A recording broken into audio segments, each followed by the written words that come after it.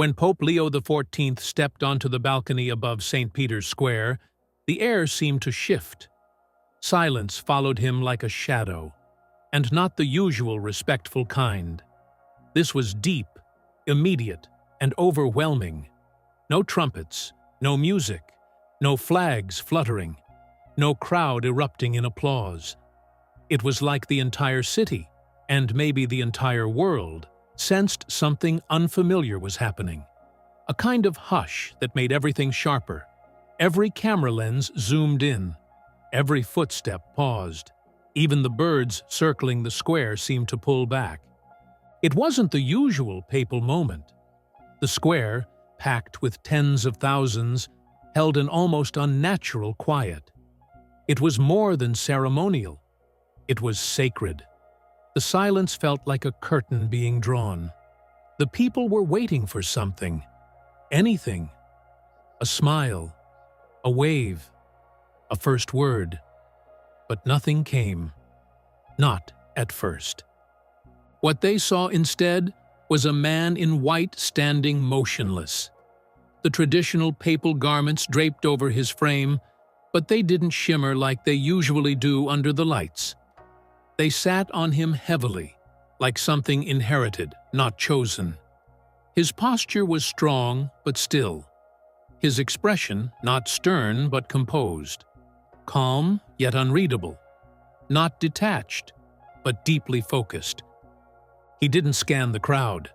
His eyes weren't searching for anyone. They weren't looking outward at all. If anything, they seemed to look up and in. There was nothing performative in his presence. No theatrical hand gesture, no dramatic pausing, just presence. Even his robes behaved differently. They didn't flutter in the evening breeze. They didn't accentuate his status. They weighed on him like responsibility made visible. A garment not for power, but for burden. Commentators were caught off guard. You could hear it in their voices on live TV feeds, murmurs, hesitation, whispers to producers. This wasn't the image they were prepared for. Journalists stalled. Cameramen kept rolling, unsure what to frame. Was this a glitch in the tradition? A mistake? And then he spoke. Not in the language of the people, not in Italian, not in English, but in Latin. His voice, soft yet firm, cut through the stillness like a candle in a dark hallway. The ancient language, barely used in everyday church life anymore, suddenly felt alive. Words once spoken in catacombs, whispered by saints and sung in old monasteries, returned to the balcony. He didn't raise his voice. There was no need. It didn't sound like a speech. It sounded like a prayer. Not one meant to impress. One meant to reach God. He wasn't speaking to the cameras or the politicians or the world leaders watching from afar. He wasn't even speaking to the crowd beneath him. He was speaking upward, inward, to heaven. As if that moment wasn't about power or position, but posture, a posture of surrender. Most people didn't understand the Latin, but they understood something more important: the gravity of what was happening. It wasn't about understanding words. It was about feeling the weight of them. Pope Leo didn't outline plans. He didn't talk about change or continuity. He didn't talk about himself. He didn't talk about the church. He simply acknowledged Christ. And that was enough. Because something stirred. Not on the surface. Deep inside the church. In the souls of those watching. In the memories of the faithful. It was like a door long closed creaked open.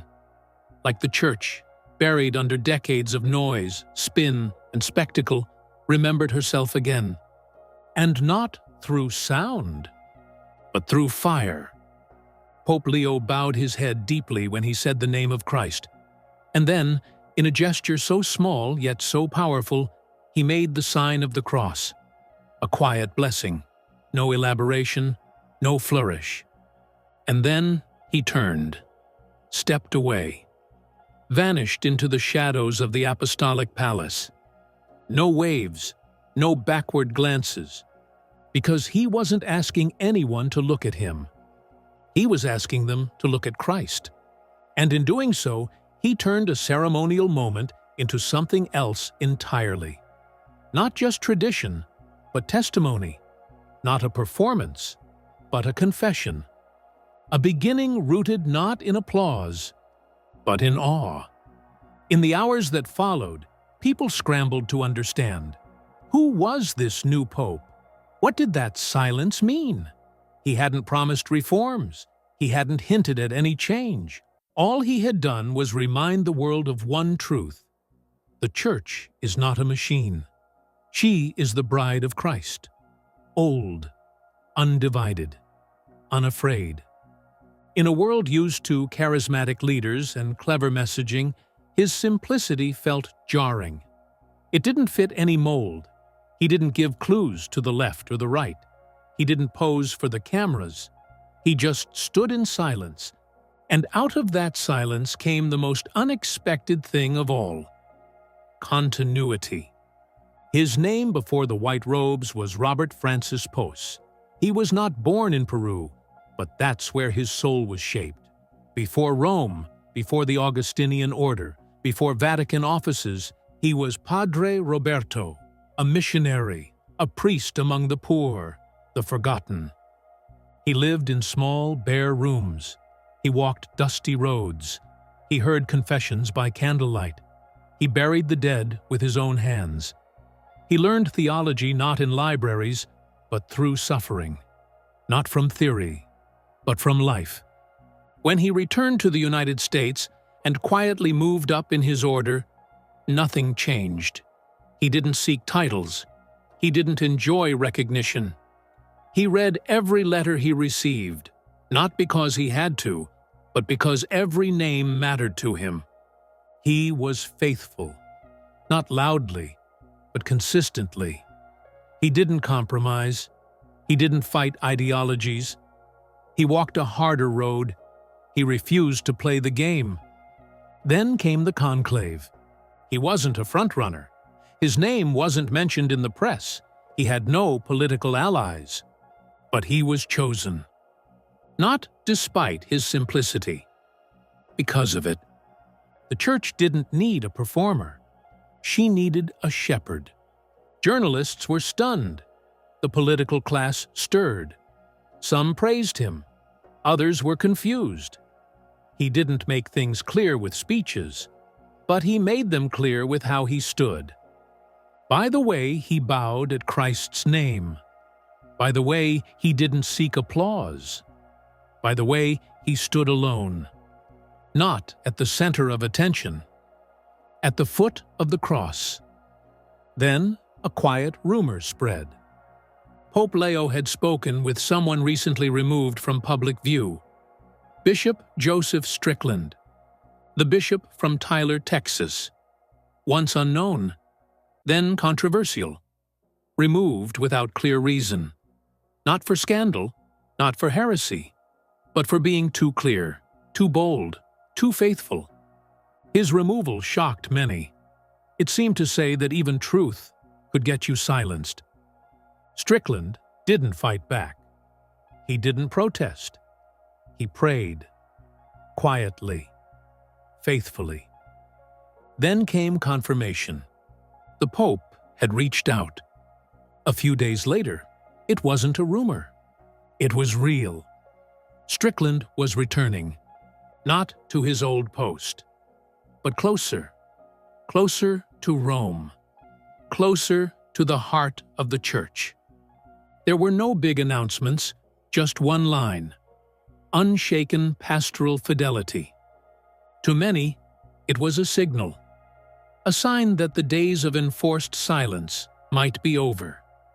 Maybe this pope wasn't trying to redefine the Church. Maybe he was reminding her who she was. Reactions came fast. Some journalists called it a step backward. Some Vatican officials said it was reckless. But ordinary people didn't need analysis. They saw justice. Strickland wasn't a brand. He was a shepherd. And Pope Leo? He wasn't choosing sides. He was choosing the truth. That decision changed everything. It wasn't about one bishop. It was a line in the sand. The Church doesn't belong to factions. She belongs to Christ. Since then, a pattern has formed. Pope Leo's masses are silent, reverent. His homilies are short but rich. The music is sacred. The gestures are old, slow, deliberate. This isn't nostalgia, it's theology. Lex orandi, lex credendi. How we pray shapes what we believe. And the message was clear. We're not here to impress God. We're here to adore Him. Young people noticed. Families felt it. Priests understood. Where the liturgy had become casual, people returned to the sacred. Eucharistic adoration grew. Confessions increased. Vocations slowly rose again. Reverence isn't a style. It's a sign. A sign that it's not about us. It's about Him. The Vatican remains divided. Some officials whisper. But outside those walls, something is moving. A wounded, confused church is starting to remember. Not through novelty, through holiness. Pope Leo XIV didn't bring innovation. He brought memory. He reminds us who we are, what we believe, why it matters. Not with shows, not with campaigns, with silence. The kind that cuts through the noise.